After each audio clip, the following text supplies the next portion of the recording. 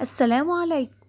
قالوا زمان اللي معاه فلوس تحيره يجيب حمام ويطيره، بس في الحقيقة اللي يجيب حمام دلوقتي نقف له ونضرب له تعظيم سلام. وبما ان الحمام معانا غالي وسعره غالي جدا، فهنعمله بطريقة ما يتخليهوش يبوظ منك ولا يفرقع منك، والرز يبقى مفلفل بالطريقة اللي انت شايفاها دي. ولو انت بتورقيه اتقطع منك ما تشيليش هم وانت معاي. بس كالعادة قبل ما نبدأ وصفتنا هنجاوب على السؤال اللي فات: ما اسم جد سيدنا محمد؟ جد سيدنا محمد عبد المطلب. وسؤال النهاردة سؤال جميل وسهل جدا: ما عدد أبواب الجنة؟ ماشي، يلا نبدأ. بسم الله. معايا حمام هكون منضفة كويس جدا ونقعف ملح وخل. هجيب بصلاية ابشرها كويس جدا واحط عليها معلقة كبيرة من الملح ومعلقة من الفلفل. الخلطة دي هتبل بيها الحمام علشان ياخد معايا طعم كويس، يعني لحم الحمام يكون طعمه حلو. حط معلقة من الفلفل وهفركهم كويس جدا بحيث ان المية بتاع البصل تنزل، يعني انا عايزة اتبل بها. هحط عليها معلقة من القرفة ومعلقة من الكاري وهعصرهم كويس جدا، وهضيف عليهم عصير ليمونة. هتبل الحمام معايا بالتتبيله دي. هحط بالمعلقه كده بين الجلد وبين اللحم، وهحط من عند الرقبه اللي انا خليها هحط علشان يشرب من التتبيله دي.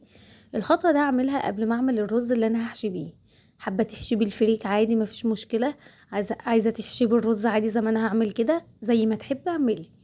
هنا كنت تبلت معاكم الحمام وهسيبه على ما نعمل الخلطه بتاع الحشو.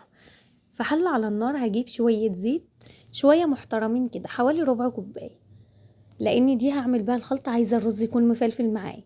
هنزل بيه عليهم الكبد والقوانص وهسيبهم ينشفوا خالص. احط معلقه من الفلفل، معلقه من الكاري، معلقه من الملح، معلقه من الكركم عشان يديله اللون الاصفر الخفيف ده. هحط فصين من الحبهان وورقتين من ورق اللوري، هشيلهم وانا بحشي الحمام. ممكن احطهم في بقيه الرز واسويه زي ما انا هعمل كده بالظبط. هنا الكبد والقوانص لما تنشف معايا من المية اللي فيها خالص، هزود عليهم البصل اللي انا كنت شايلاه. ما انا عصرت خدت المية تبلتها، واحط البصل هنا مع الرز، وهسيب الرز البصل يتشوح ياخد تشويحة كده. ولما يدبل هنزل عليه بكوبايتين من الرز المصري، واحط عليهم كوباية مية واسيبهم يستووا نص سوا زي ما انتوا شايفينه كده. انا هسويه نص سوا علشان لما احشي الحمام ما يفرقعش معايا.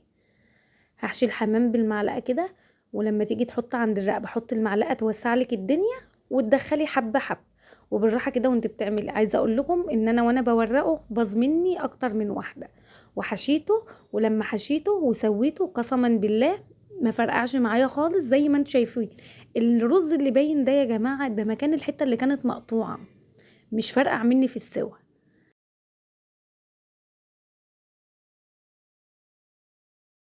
ولو عجبكم الفيديو ما تنسوش تعملوا لي اشتراك للقناة وتتابعوني عشان يوصل لكم مني كل جديد. هنا بقى كنت خلصت الحمامة حشيتها. شفت الحتة اللي مقطوعة عند الرقبة دي؟ حشيتها وحطيتها. هنشوف هنسويه ازاي حالا. وهعمل الجناح كده هرجعه لورا عشان يبقى شكله حلو، واخلص معاكم كل الحمام اللي معانا ونرجع. يلا هسويه في الصينية. الرز اللي اتبقى مني حطيته في الأرضية وحطيت الحمام على الوش، وهضيف كوباية ونص من المية. يبقى أنا معايا كوبايتين من الرز في الأساس، حطيت كوباية في المرة الأولى، وأحط حالا كوباية ونص من المية المغلية. شايفين الحتت المتقطعة دي أهي؟